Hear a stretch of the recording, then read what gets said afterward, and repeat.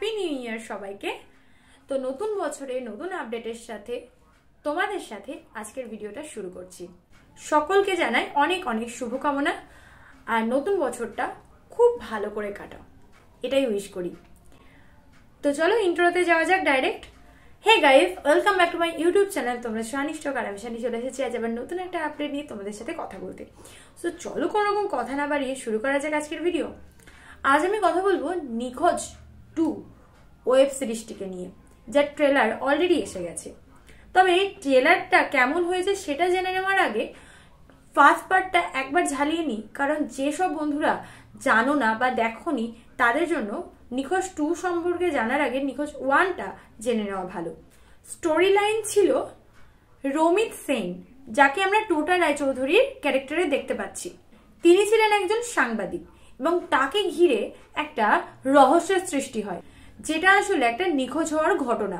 দিতি হলো একজন পুলিশ অফিসারের মেয়ে, আর পুলিশ অফিসারের ক্যারেক্টারে আমরা স্বস্তিকা মুখোপাধ্যায়কে দেখতে পাচ্ছি। তো কোনো কারণে দিদিকে খুঁজে পাওয়া যায় না। রমিত অর্থাৎ টোটা রায়চৌধুরী কি সত্যিই দোষী নাকি নির্দোষ, সেই সবকিছু নিয়েই কিন্তু স্টোরিটা।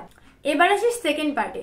তো এই বিষয়টাকেই কিন্তু কন্টিনিউ করা হবে, কারণ ফার্স্ট পার্টে সেটা সম্পূর্ণটা আমাদের সামনে প্রকাশ্যে আসেনি। ট্রেলারের স্টার্টিং এ দেখতে পাচ্ছি যে দিতি বলে মেয়েটি জলে ডুবে যাচ্ছে, অথচ টোটাই রায়চৌধুরী তাকে বাঁচাচ্ছে না, কিন্তু রমিত সেন অর্থাৎ টোটাই রায়চৌধুরী রক্তমাখা জামাতে ঘাটের একটা সিঁড়িতে বসে আছে, আর অন্যদিকে পুলিশ অফিসার অর্থাৎ স্বস্তিকা মুখোপাধ্যায়কে গাছের সাথে বাঁধা আছে।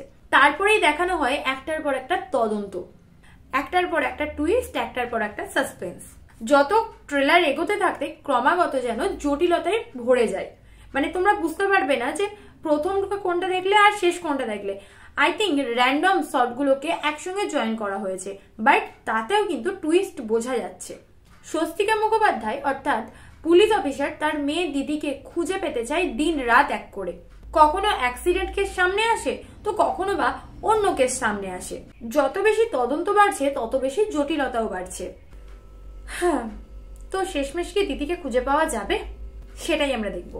এটুকু বোঝা যাচ্ছে যে সবাই কিছু একটা লুকোচ্ছে, মানে যতজন ভিকটিমকে ধরা হচ্ছে প্রত্যেকে কিছু না কিছু একটা লুকোচ্ছে, আর প্রত্যেকের সঙ্গেই কিছু না কিছু একটা রহস্য রয়েছে। কিন্তু সেটা কি? আরে বাবা, সেটাই তো স্টোরি লাইন, সেটা তো ওয়েব সিরিজটার জন্য আমাদের ওয়েট করতেই হবে। আবার এখানে রজতাভ দত্তকে দেখা যাচ্ছে, যিনি আসলে একজন এনকাউন্টার স্পেশালিস্ট। পুলিশ অফিসারের মতে সমস্ত প্রশ্নের উত্তরে সাহায্য করতে পারে এই রজতাভ দত্ত অর্থাৎ এনকাউন্টার স্পেশালিস্ট। কি হতে চলেছে, রহস্য কি সমাধান হবে? চলো দেখা যাক। 10ই জানুয়ারিতে হইচই প্ল্যাটফর্মে আসছে নিখোঁজ 2। ট্রেলারের একদম শেষের দিকে এটা লেখা আছে যে দ্য সার্চ এন্ড। তাহলে কি সিজন 2ই লাস্ট পার্ট হতে চলেছে? কিছু কিছু ভক্তরা কমেন্ট সেকশনে জানিয়েছে যদি সত্যি সিজন 2টা লাস্ট পার্ট হয় তাহলে যেন জানানো হয়, না হলে তারা দেখবে না। তো কিছুটা আন্দাজ পাওয়া যাচ্ছে যে আই থিঙ্ক সমস্ত প্রশ্নের উত্তর, দিদিকে খুঁজে পাওয়ার রহস্য এবং আসল দোষী বা নির্দোষটাকে, সেটা সবটাই হয়তো এই সিজনের মধ্যেই লুকিয়ে আছে। আর তার হিংস হচ্ছে ট্রেলারের শেষে আসা এই লেখাটা দ্য সার্চ এন্ড।